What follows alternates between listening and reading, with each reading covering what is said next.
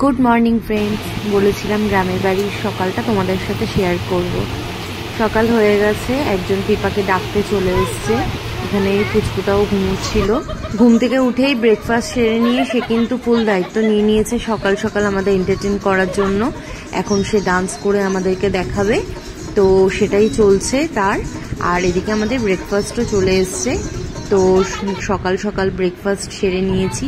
ছিল হচ্ছে মুড়ি আর সঙ্গে ঘুগনি, গরম গরম সিঙ্গারা, সঙ্গে শসা, পেঁয়াজ, কাঁচা লঙ্কা, আর ছিল গুড়ের পিঠে আর পাটিসাপটা। তো ব্রেকফাস্ট সেরে নিয়ে আমরা সকাল সকালই একদম বেরিয়ে গেছিলাম চারিপাশটা একটু দেখতে। আমাদের প্ল্যান ছিল আমরা আজকেই কলকাতা ফিরে যাব, তো সেইভাবেই আমরা তাড়াতাড়ি করে একটু বেরিয়ে গেছিলাম। সঙ্গে আমার ভাই আর ওর ছেলে শুভমও ছিল।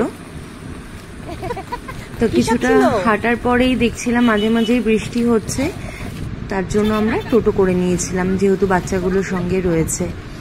তো একদম জমির কাছে চলে এসেছি আমরা। এখানে আমাদেরও জমি রয়েছে, চারিদিকে শুধু সবুজ আর সবুজ, যেদিকেই তাকাচ্ছি।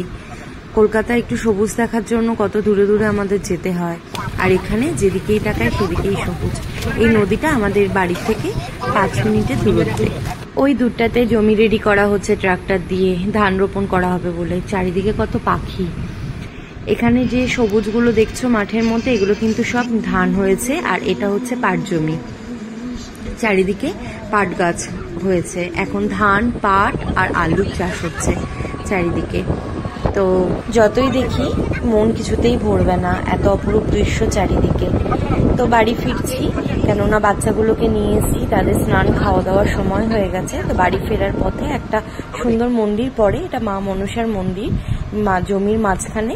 কি সুন্দর কালারফুল একটা মন্দির। এখন চললুম, আরো কিছু সুন্দর মুহূর্ত নিয়ে ফিরে আসবো। ভিডিওটা ভালো লাগলে জানিও। টাটা।